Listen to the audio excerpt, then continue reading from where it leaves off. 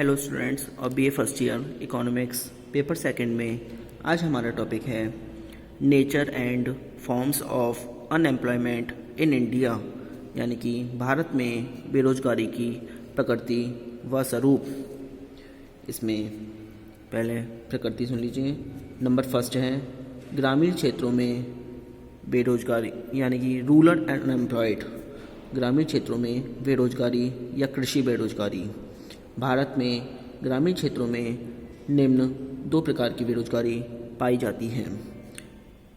Number first है seasonal unemployment, यानी कि मौसमी बेरोजगारी।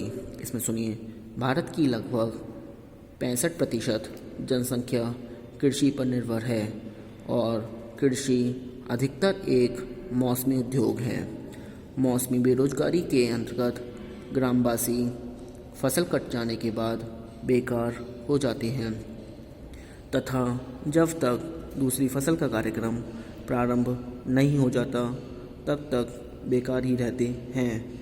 भारत में सिंचाई व पूंजी का अभाव होने के कारण कृषि सहायक व अन्य कुटीर उद्योगों का पर्याप्त विकास न होने से लोगों को वर्ष भर कार्य नहीं मिल पाता है। मौसमी बेरोजगारी के संबंध में अलग अलग अनुमान लगाए गए हैं।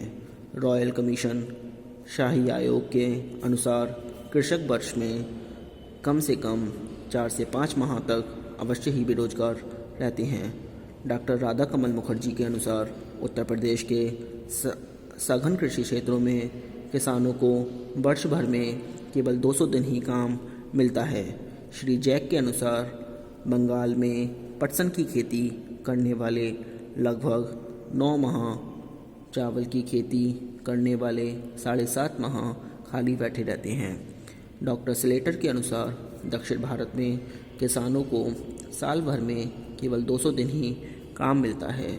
नंबर सेकंड है डिस्गाइज्ड अनएम्प्लॉयमेंट, यानी कि छिपी हुई या अदृश्य बेरोजगारी। भारत में ग्रामीण अर्थव्यवस्था में छिपी हुई बेरोजगारी भी अत्यंत व्यापक है। छिपी हुई बेरोजगारी से हमारा तात्पर्य ग्रामीण अर्थव्यवस्था की उस स्थिति से है जिसमें श्रमिक काम पर लगा हुआ मालूम होता है किंतु उत्पादन में उसका अंशदान नहीं के बराबर होता है। भारत में पूंजी पर जनसंख्या का अत्यधिक दबाव होने के कारण कृषि में आवश्यकता से अधिक श्रमिक लगे हुए हैं। उनकी सीमांत उत्पादकता बहुत ही कम होती है या शून्य होती है।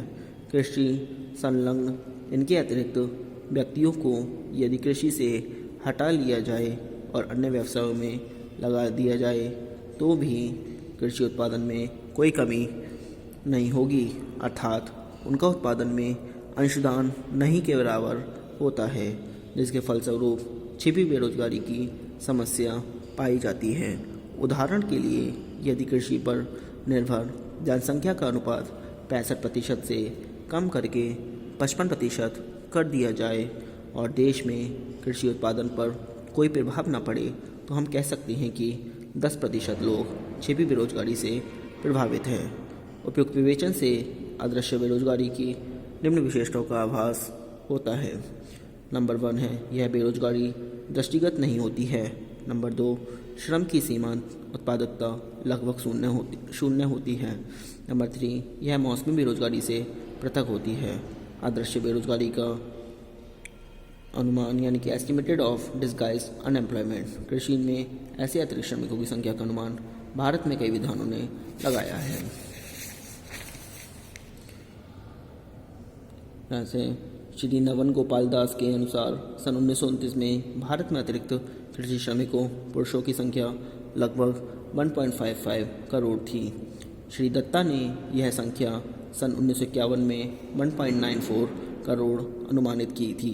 श्री S.L. गुप्ता का अनुमान था कि भारत में ऐसे अतिरिक्त कृषि श्रमिकों की संख्या 1954 में 4.23 करोड़ थी, जिनमें से 2.67 करोड़ मौसमी बेरोजगारी से प्रभावित थे तथा 1.56 करोड़ अदृश्य बेरोजगारी से प्रभावित थे। श्री अशोक मित्रा ने अनावश्यक रूप से प्रति हेक्टेयर पंजाब में अधिक श्रमिकों के संबंध में इस प्रकार अनुमान लगाए हैं 2.4 हेक्टेयर के खेतों पर 49.77%, 4 से 6 हेक्टेयर के खेतों पर 42.11%, 6 से 8 हेक्टेयर के खेतों पर 34.76%, 8 से 12 हेक्टेयर के खेतों पर 35.96%, 12 से 20 हेक्टेयर के खेतों पर 7.70% तथा 20 व उससे अधिक हेक्टेयर के खेतों पर 2.6%। एक अनुमान के अनुसार छिपी हुई बेरोजगारी कुल कृषि श्रमिकों की संख्या का 15% है। दक्षिणी भारत में उत्तरी भारत की तुलना में छिपी हुई बेरोजगारी कम है। उत्तरी भारत में बिहार, उत्तर प्रदेश, राजस्थान आदि राज्यों में छिपी हुई बेरोजगारी की बड़े पैमाने पर पाई जाती है। और नंबर 2 आता है अर्बन एंड अनएम्प्लॉयमेंट, यानी कि नगरीय क्षेत्रों में बेरोजगारी। भारत में नगरीय या शहरी क्षेत्रों में बेरोजगारी की समस्या ग्रामीण क्षेत्रों से सर्वथा भिन्न है। सन 1961 से 2002 तक रोजगार दफ्तरों में बेरोजगारों की संख्या में लगभग 12 गुना वृद्धि हुई है। नगरीय क्षेत्र में मुख्य रूप से निम्न 2 प्रकार की बेरोजगारी देखने को मिलती है। नंबर 1 इंडस्ट्रियल अनएम्प्लॉयमेंट, यानी कि औद्योगिक बेरोजगारी। देश में जनसंख्या की तेजी से वृद्धि के कारण श्रमिकों की संख्या भी बढ़ रही है। ज्यों-ज्यों नगरों का विस्तार होता जा रहा है, त्यों-त्यों ग्रामीण क्षेत्रों से जनसंख्या शहरी क्षेत्रों की ओर स्थानांतरित होती जा रही है। इसके अतिरिक्त कम कामकाज वाले मौसम में अनेक कृषि श्रमिक रोजगार की तलाश में औद्योगिक केंद्रों में आते हैं। इस तरह उद्योगों में काम मांगने वाले अनेक कृषि श्रमिक काम मांगने वाले व्यक्तियों की संख्या तो बढ़ती ही जाती है, किंतु औद्योगिकरण की गति धीमी होने के कारण रोजगार के इच्छुक श्रमिक उद्योगों में पूरी तरह खप नहीं पा रही हैं। इस प्रकार औद्योगिक श्रमिकों में बेरोजगारी निरंतर बढ़ रही है। नंबर 2 है एजुकेटेड अनएम्प्लॉयमेंट, शिक्षित बेरोजगारी। भारत में शिक्षित बेकारी की समस्या मुख्यतः शहरी क्षेत्रों में है। शिक्षित लोगों में बेरोजगारी का तात्पर्य उस स्थिति से है जिसमें हाई स्कूल या उससे ऊंची शिक्षा प्राप्त लोग बेकार रहते हैं। शिक्षित वर्ग में पाई जाने वाली बेरोजगारी एक भीषण समस्या है। शिक्षा क्षेत्र में संख्या विस्फोट, अर्थात बड़ी संख्या में विद्यार्थियों का शिक्षा प्राप्त कर निकलने के कारण शिक्षित बेरोजगारी भी बढ़ती जा रही है। दिसंबर 2005 में 947 रोजगार कार्यालयों में रजिस्टर्ड बेरोजगारी की संख्या 3 करोड़ थी। वर्ष 2004 से 5 में स्नातक व उससे अधिक शिक्षित व्यक्तियों में बेरोजगारी की दर 9.8% थी, जबकि अशिक्षित व्यक्तियों में मात्र 2% थी।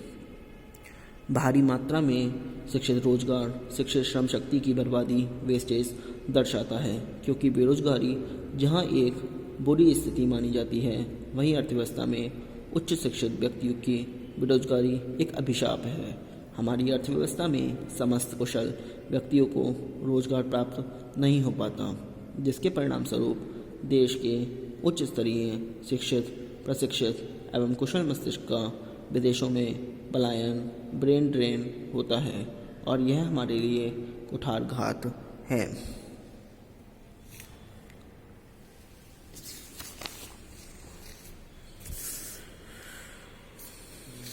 अब आते हैं मेल इफ़ेक्ट्स ऑफ अनएम्प्लॉयमेंट, बेरोजगारी के दुष्परिणाम।